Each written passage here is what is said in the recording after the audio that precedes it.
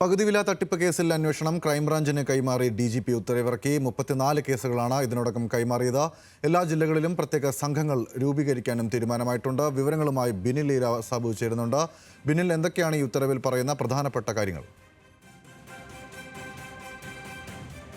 ഇതുമായി ബന്ധപ്പെട്ട് രജിസ്റ്റർ ചെയ്തിട്ടുള്ളത് 34 കേസുകൾ ക്രൈംബ്രാഞ്ചിന് കൈമാറിയിട്ടുണ്ട്. അത് ആലപ്പുഴ, എറണാകുളം, ഇടുക്കി, കണ്ണൂർ അടക്കമുള്ള ജില്ലകളിലെ പരാതികളാണ് കൈമാറിയിട്ടുള്ളത്. നിലവിൽ 37 കോടി രൂപ തട്ടിപ്പ് നടന്നുവെന്നാണ് ഇപ്പോൾ നിലവിൽ ലഭിച്ചിരിക്കുന്ന പരാതിയുടെ അടിസ്ഥാനത്തിൽ കൈമാറിയ ഈ ഉത്തരവിൽ പറയുന്നത്.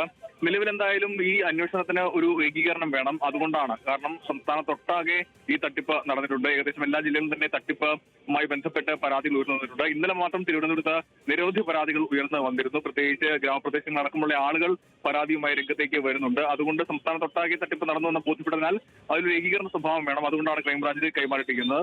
ക്രൈംബ്രാഞ്ച് DGP ആയിരിക്കും അന്വേഷണത്തിന് നേതൃത്വം നൽകുക. മാത്രമല്ല എല്ലാ ജില്ലകളിലും പ്രത്യേക സംഘങ്ങൾ രൂപീകരിക്കും. ആ സംഘങ്ങൾ വഴിയായിരിക്കും ഈ അന്വേഷണം എന്തായാലും നടക്കുക. ശരി, ബിനിലാണ് വിവരങ്ങൾ നൽകിയത് തിരുവനന്തപുരത്ത്.